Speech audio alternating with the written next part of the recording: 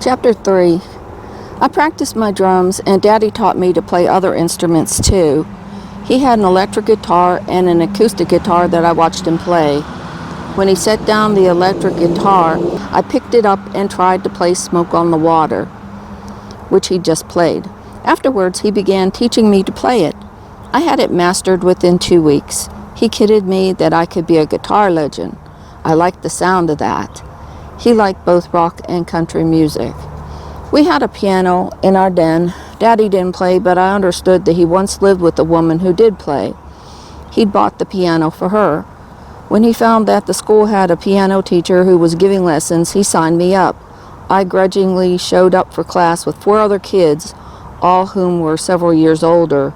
Mrs. Grigsby showed us the basics of reading music and started us out on a simple song. Later, when my dad insisted that I sit down at our lonely and dusty piano and practice, I tested each key to hear what it sounded like. I thought about what each note sounded like when I played it on the guitar. So instead of playing the simple song that Mrs. Grigsby had assigned, I started playing Estranged by Guns N' Roses, as I remembered playing it on the guitar. It was the same concept as reading music to play on a guitar as playing it on the piano, except you had to know which keys to press.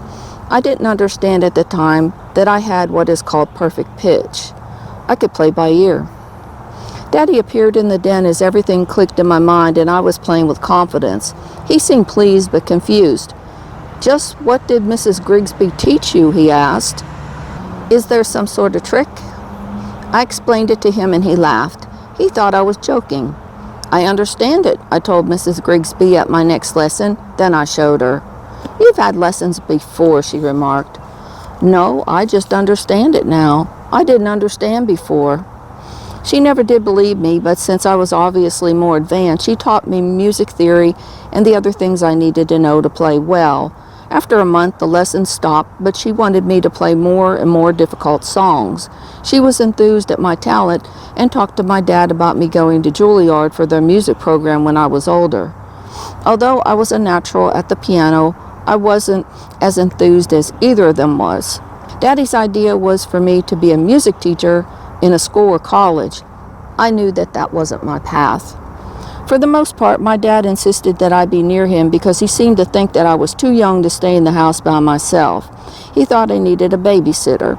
He had wanted me to stay with Bob and Nancy when I came home from school, but there was less complaining for me when I followed him around the farm and watched him or helped him work. I noticed that he did a lot of fixing mechanical things. I was thinking that he liked mechanics a lot.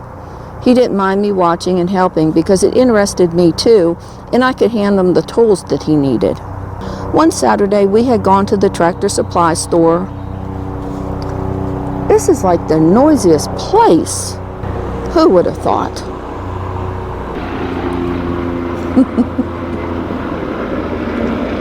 I really thought it'd be quieter here.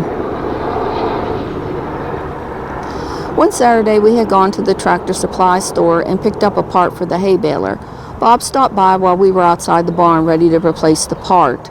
The Haybaler was torn apart and parts of it were lying on the ground. Bob needed my dad's help, so he asked if I'd be okay in the barn for a while.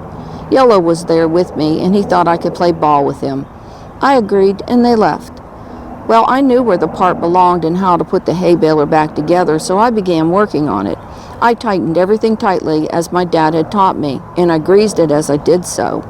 I wanted to test it out, but Yellow told me that it would only scare my dad if I did so. So Yellow and I played ball after that. Daddy came back a few minutes later and did a double take on the Haybaler being together. He asked me a dozen questions about it. "Well, yeah, Dad, I watched you take it apart, so I put it back together," I replied in a puzzled voice. I didn't understand why he thought that I couldn't do it. I mean, it was already done. Even after I told him that, he continued to ask me how I knew where all the parts went. I'll admit I got a little exasperated with him. He checked the tightness of the bolts and then did a test ride with the Haybaler, and it worked fine. I don't know if it was my imagination or not, but he seemed out of sorts for the rest of the day. So you might wonder why I'm out here.